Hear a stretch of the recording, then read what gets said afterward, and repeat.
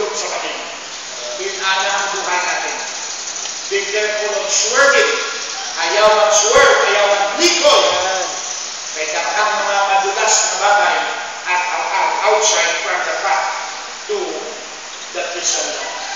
Marami kayong mapupuntahan na mga bagay sa oras na lumayo kayo. Pero mo, once a week lang ka magkikita ito. I-miss out mo kayo. Ano pa pupuntahan ang buhay? Amen? Wala kang pinatawag na kami. Wala kang wall of protection when you get out from the church. And when you minimize the importance of doctrine, hindi ka nagsisimba, hindi ka pa nakikinig ng salita ng Diyos, wala ka ng wall of protection. So ang atake ng kaway diretso sa'yo.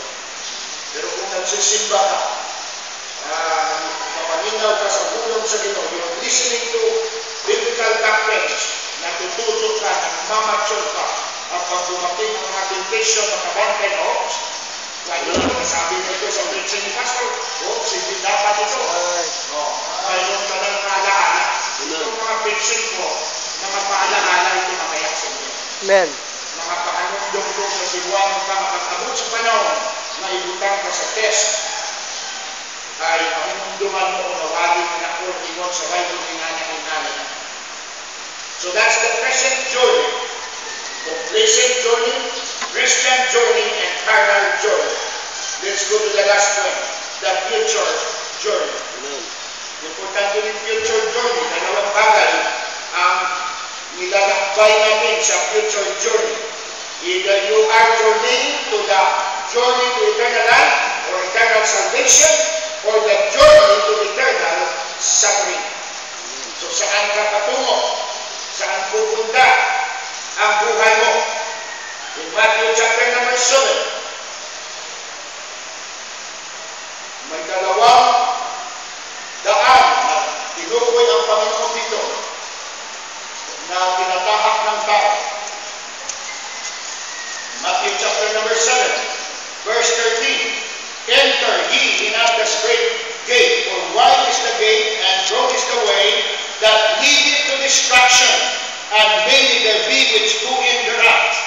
Pumasok daw kayo sa makitid, masikip na daan, for wide is the gate, malapad ang pintuan, broad is the way, malapad ang daan, that leadeth to destruction, at marami, many there be which go in thereat, because straight is the gate, and narrow is the way which leadeth unto life, and few there be that find it. So saan ka naglalakad? Sa inyo na hindi maligtas, ang kailangan mong kasukan na daan ay isang daan na patungo sa buhay na walang hanggan. The journey to eternal life.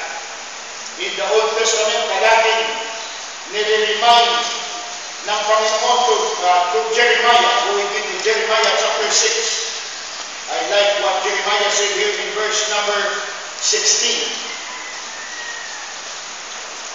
Jeremiah 6 verse 16. Thus saith the Lord. Ito ang sabi ng Panginoon, stand ye in the ways and see, and ask for the old paths, where is the good way, and walk therein, and ye shall find rest for your souls. Hanapin mo ang dating daan, ang lumang daan, rather. Nakakano tayo sa dating daan ni Soriano. Magandang interpretation yan. That's right. Pag sinabi mo, old path, you're referring to that. Kung sa Tagalog pa, luma, hindi dati, kaya ang dati means former. Pag sinabi mo, former path, meaning dating daan, tamang siya. Pero ang sabi ng Bible, old path, meaning lumang daan. Old way, old paths. And sabi niya, walk therein. Where is the good way? Walk therein. Maglakad ka dyan. Nakaplagan mo na, pag nakita mo na ang lumang daan na yan, dyan ka maglakad. And ye shall find rest for your soul.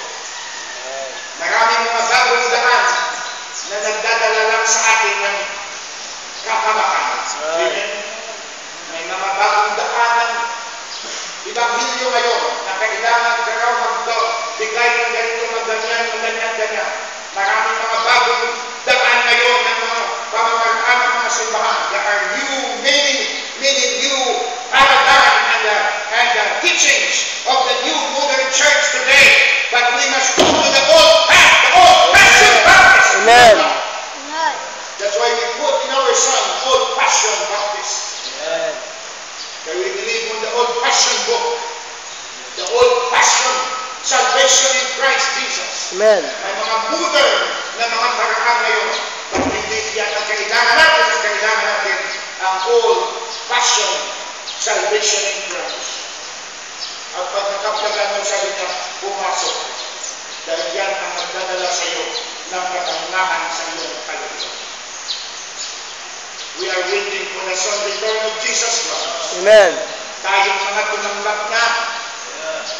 Sa future, doon na tayo maglalakad sa lugar na hinanda ng Panginoon. Lugar na wala ng kasakit, lugar na wala ng sakit, lugar na wala ng luhap na kapatak sa ating mga mata. Dahilan doon ay tunay na eternal salvation. Pero ang pangalawa na journey sa future is the journey to eternal suffering. In Matthew chapter 25, ito naman ay sa mga hindi paligtas. Maaaring sasabihin mo ngayon, Pastor, ligtas naman ako. Alam mo yan, member na ako ng simbahan. Bakit ka pa magdadala ng journey to eternal suffering na hindi naman ako papupunta dyan? Dinadala ko ito para mag-challenge ka na may mga loved ones ka pa dapat makaya sa karamdaman ng kaligtasan. Dinadala ko ito para namunin kayo na maging soul winners tayo. Kaya ating mga kababayan na kamahal sa buhay ay madala natin doon sa daan. Huwag tayong complacent na tapos na, naligtas na tayo. Maaaring kumplito ka na, hindi ka carnal ang buhay mo, naglilingkod ka na ngayon, faithful ka na sa paglilingkod, hindi mo na kailangan pa. Ang review nito ay kailangan para mahamon tayo na marami pagkaglaman saan sila patutungo. Can you afford to watch them and see them in hell one day? Makaya mo bang tigisin sa puso mo na titignan sila sa impyerno? At maaaring sisigaw sila, ikaw ang dahilan kung bakit alilito ako. Ikaw ang dahilan kung bakit ako ay nagsasuffer dito. In Matthew 25, verse number 14,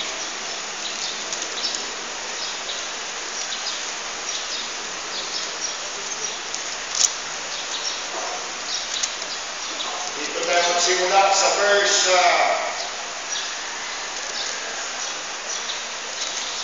just go to become 46. Ang sabi ng Panginoon, and this shall go away into everlasting punishment, but the righteous into life eternal. Haharap ang tao doon sa Panginoon at sila ay judge ng Panginoon. Ito ang kanyang pronouncement sa verse 41. Ang judge, pag nag-pronounce ng judgment niya, ng verdict, sabi niya, guilty, beyond reasonable doubt, you are going to suffer an imprisonment for a lifetime. Yan ang deklarasyon ng judge. O kaya kung sa ibang nasyon, kaya tayo wala ng death penalty, guilty and worthy of capital punishment. So, biro mo na. Dito, pagdating dito, maraming tao kasi nagsasabi na gano'n sa gadugda, baka magbibigyan niya pa doon ng tao pagdating sa judgment. Baka maawa ka ang Panginoon. Baka may second chance pa pagdating doon. Basta magsisi ka lang doon at magpakumbaba ka lang sa harapan ng Panginoon at sabihin mo, Panginoon, pagbigyan mo lang ako. Tignan natin kung mayroong second chance. Verse 41, then shall he say unto them on the left hand, depart from me, ye cursed, into everlasting fire, prepared for the devil and his angels. Wala kang second chance, mga kapatid. Wala kang pangalawang grasya.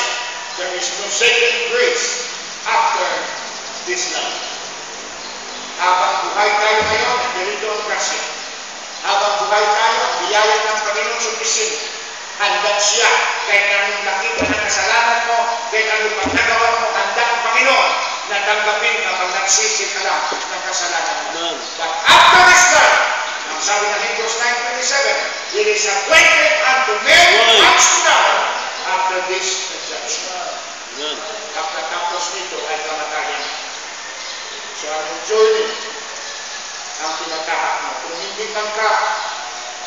it's a journey of eternal suffering. What about your loved ones? Are you still have the burden? Mayroon ka pa bang burden? Ang iba sa inyo, parang silent na mga Christian. Ang tagal-tagal na, ang mga loved ones ninyo, hindi pa alam kung paano ang kaligtasan, ni hindi pa man lang kayo nagsabi, ni hindi man lang kayo nag-share kahit kunti lang na mayroong tinatawag na impyerno at langit na kailangan nilang manampalataya. You just go easy.